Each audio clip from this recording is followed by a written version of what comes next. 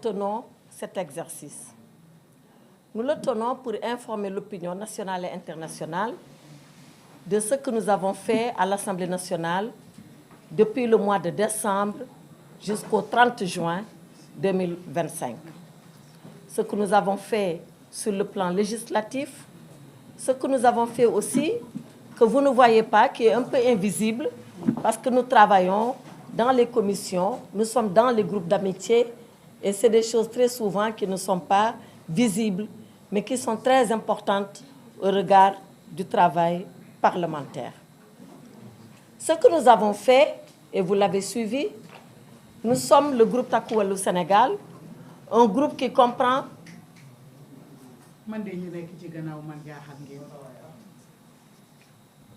Merci Raki. Un groupe qui comprend 17 députés. 17 députés sur les 160 que nous sommes.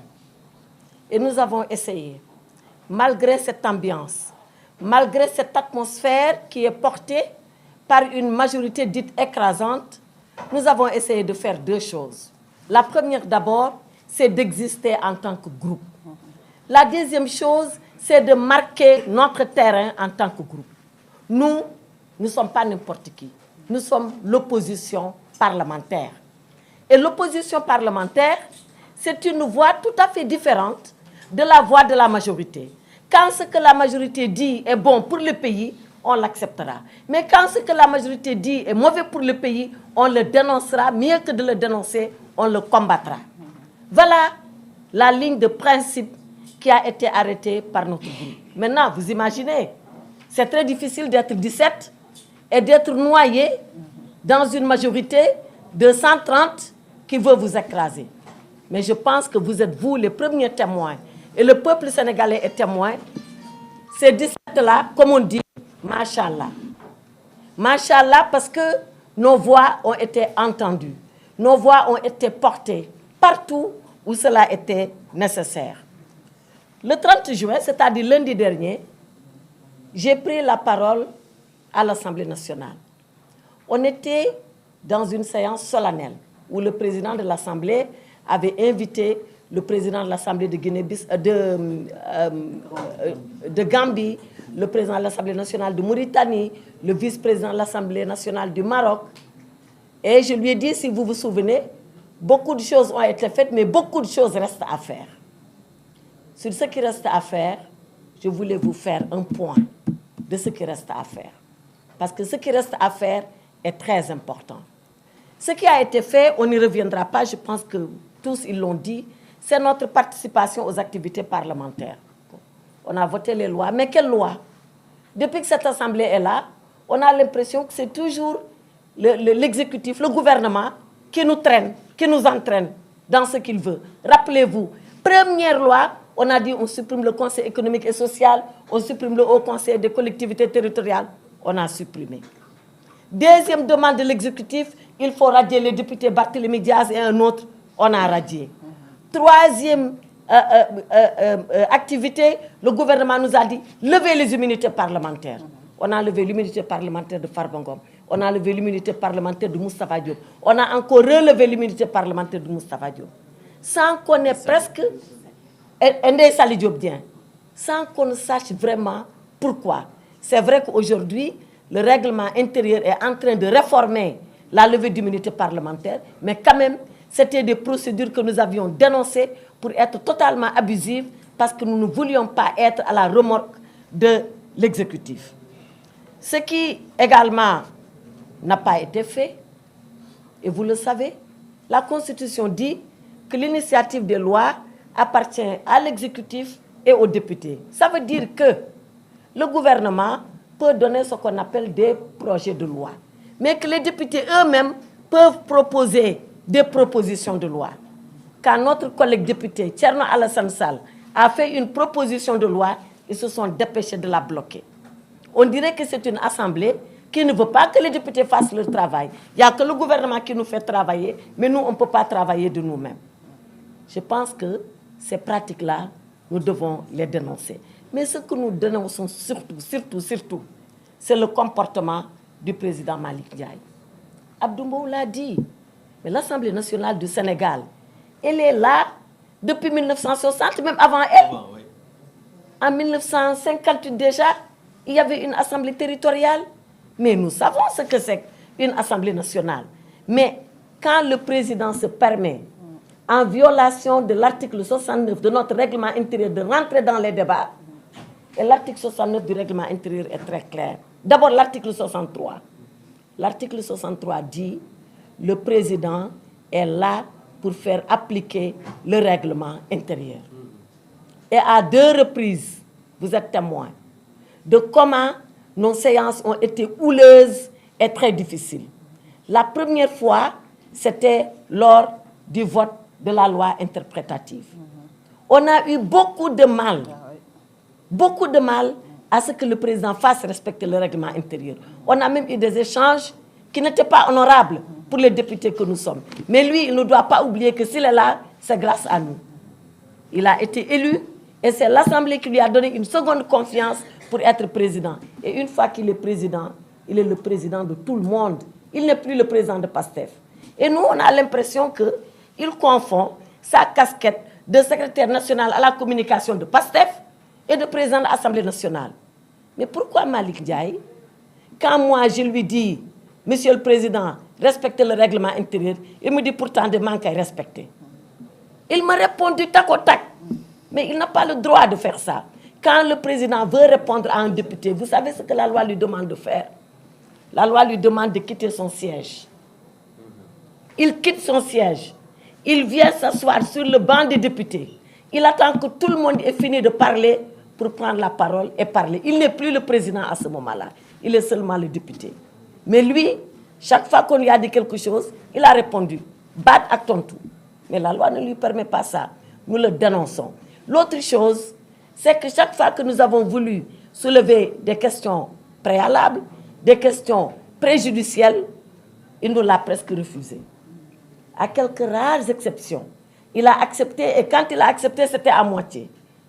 Il donne aux députés le choix de parler, mais chaque fois en l'interrompant, venez-en au fait, vous voulez dire quoi? Vous voulez faire quoi? C'est trop long. Voilà ce qu'il fait. Nous estimons que ce n'est pas une façon de faire. Alors, nous sommes à un tournant. On a participé à une première session. Une autre session va s'ouvrir. Nous souhaitons que la prochaine session qui s'ouvre, qu'elle soit une session où chacun observe son rôle, son rang et sa qualité. Que lui, s'il est le président, qu'il reste président et pas autre chose. Nous, Takku Wallu Sénégal, on a fait tous les efforts du monde. Parce que quand vous êtes 2 et que vous pensez, excusez-moi du terme, mais c'est ça, vous pensez que l'autre peut-être ne maîtrise pas trop les textes. Vous qui maîtrisez les textes, vous patientez. Vous faites preuve de responsabilité pour ne pas brûler la maison. Parce que ce n'était pas bon, ça ne peut pas être bon qu'on se donne en spectacle. Notre assemblée est regardée à travers le monde entier. Donc, la plupart du temps, c'est moi en tant que présidente qui ai dit aux députés, laissez tomber pour ne pas qu'on se mette à nous tirailler aux yeux du monde. Mais à la prochaine session, il faut qu'ils se le tiennent pour dire, on va exiger le respect scrupuleux du règlement intérieur. On n'acceptera plus cela parce qu'on considère qu'il y va de notre dignité, de notre respectabilité, mais également de la dignité de l'Assemblée nationale que nous tous représentons.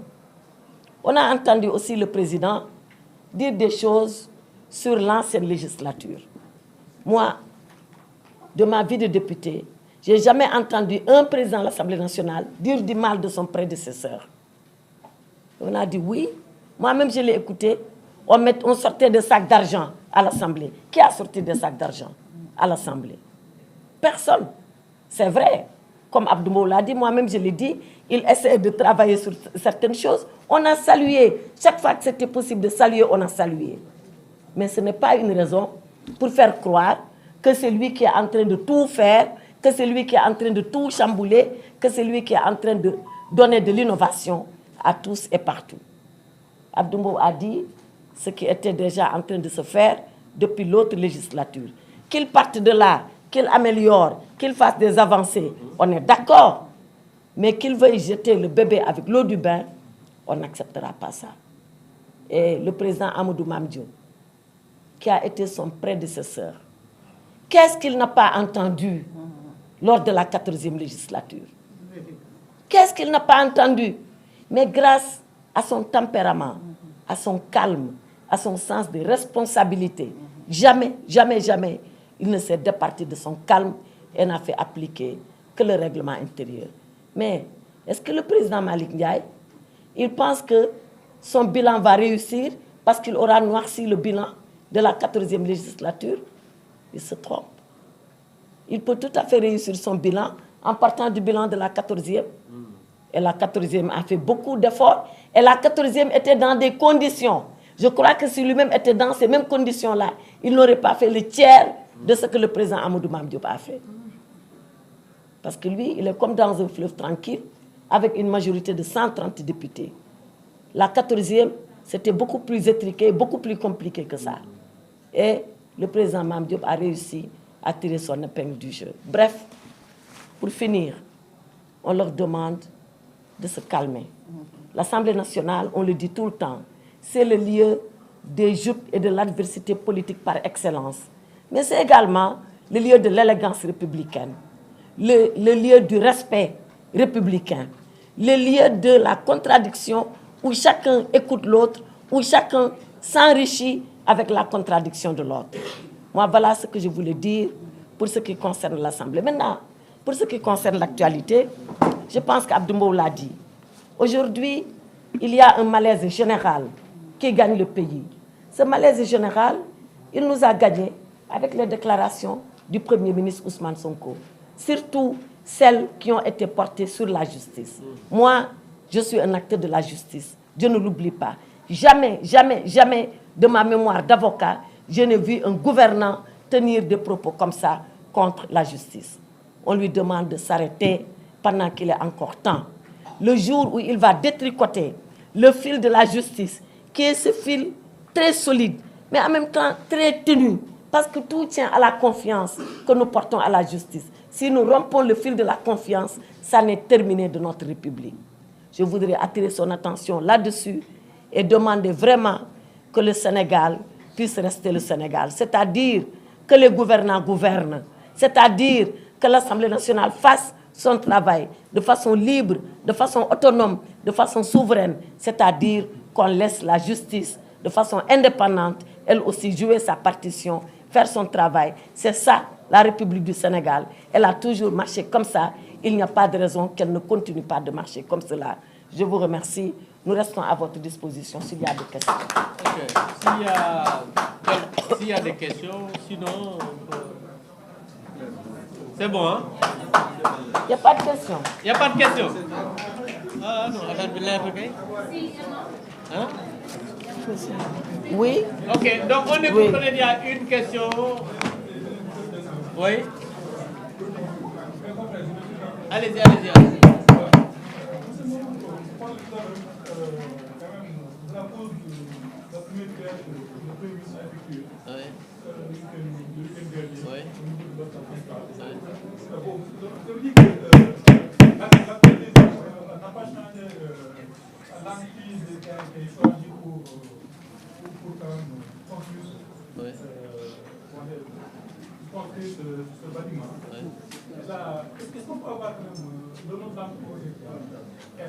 Le nom de l'entreprise. Non, c'est ce que je peux dire, c'était pour montrer que ñoom doom yi jurul rek la ñu nekk di ngénte mais booy ngénte doomu jàmbur da ngay wax bàyyam merci jërëjëf.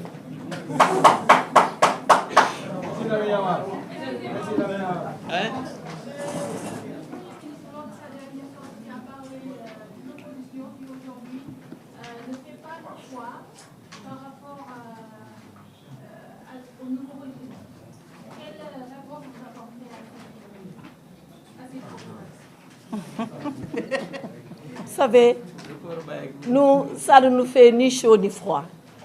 Vous savez pourquoi? C'est parce que nous, comme je l'ai dit, nous sommes l'opposition. Et nous savons nous opposer. Ce n'est pas la première fois qu'on s'oppose.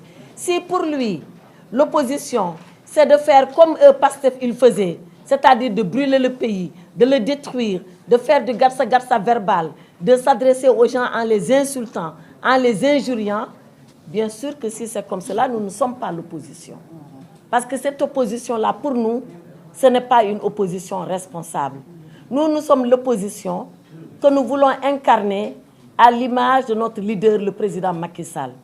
Une opposition d'abord qui se respecte. On ne se respecte pas en insultant les autres. On ne se respecte pas en parlant de choses qu'on ne maîtrise pas. On ne se respecte pas en pensant qu'on peut brûler le Sénégal. Tout ce qui a été fait ici, de 60 à maintenant, par le président Senghor, par le président Abdou Diouf, par le président Abdoulaye Wade, par le président Macky Sall, nous considérons que c'est notre héritage. Particulièrement ce qui a été fait par le président Macky Sall et qui est fabuleux. Et nous n'accepterons pas de brûler cela. Maintenant, on dit à cette majorité que notre opposition, elle continuera déterminée, ferme. Et Inch'Allah, la majorité nous trouvera sur son chemin chaque fois que cela est nécessaire. Mais qu'ils ne nous demandent pas de faire comme eux ils faisaient, parce que pour nous, ce n'est pas la bonne école de la politique. La bonne école de la politique, c'est d'être respectueux des Sénégalais et de soi-même. La bonne école de la politique, c'est de parler sans insulter, sans injurier. Quand je vois comment certains d'entre eux se sont mis ce matin à répondre à Badara Gadiaga, parce que tout simplement, il a mis en mal un collègue député, eh bien j'ai pitié d'eux. J'ai pitié, moi, de ces gens-là. Donc, nous sommes l'opposition. Nous sommes une opposition ferme. Nous sommes une opposition déterminée. Nous sommes une opposition et nous le serons sans concession. Et chaque fois qu'il sera question de dénoncer, nous dénoncerons. Quand il sera question de construire, nous construirons. Jusqu'au jour où, Inch'Allah, on les mettra dehors et on reprendra le pouvoir. Je vous remercie. waaw et may leen Fa Binta mu def leen ko ci wolof. waaw dama ci amoon lu ma ci bëgg a dolli rek en wolof comme ni ko suñu sœur journaliste bi waxee nee na opposition amul dama bëgg Sénégal xam ne benn nit moo fi nekk au pouvoir nekk opposition muy Ousmane Sonko te wane na ko ku toog di dàggasante naan man kenn mënu maa boole bañ a bokk élection yaakaar naa ne yow gëmoo sa bopp ni ko présidente Aïssata Tall waxee léegi mënuñoo defar réew mi ba pare di ko yàq Sénégal 1960 bi ñu yoree indépendance ak léegi façon politique bu salté bi am ci réew mi musul am famille yi tas nañ jëkkër ak jabar jubootuñu xarit ak xarit àndatuñu yaay ak doom àndatuñu ndax politique bii fi Pastef imposé nañu xam ne du loolu mooy opposition gis nga mën nga nekk opposition ci dignité ñu am ay débat d'idées sama collègue wax na ko léegi muy l'honorable Abdou Mbow bi ñu fi toogee ba tey na Sénégalais yu xool ndax ñi ngi sentir seen bopp ci réew mi ndax ñi ngi yëg changement ci seen bopp ci réew mi dañu ne inauguré ñu ne lépp lu fi nekkoon président Macky Sall la ko fi def waaye yaakaar naa ne honorable am na loo fàtte loo xam ne ñoom ñoo ko fi def lenn kese lañ fi inauguré ñu bàyyi leen ko muy statut Thiès amul leneen lu mu mënti doon rek président Macky Sall la ko fi teg gis nga opposition bi ñu nekk dañ ciy nekk ak dignité ak gëm suñu bopp nañ leen liggéey Sénégal nañ xool li metti sénégalais yi ñu faj ko 1 an et demi yoo xam ne sénégalais yi kenn xamatul fooy teg sa bopp ñëpp a jaaxle ñoom am nañ lu leen doy nii la ñu fas yéene opposé ci dignité ci fulla ak fayda ak loo xam ne dina yóbbu Sénégal ci kanam jërëjëf merci beaucoup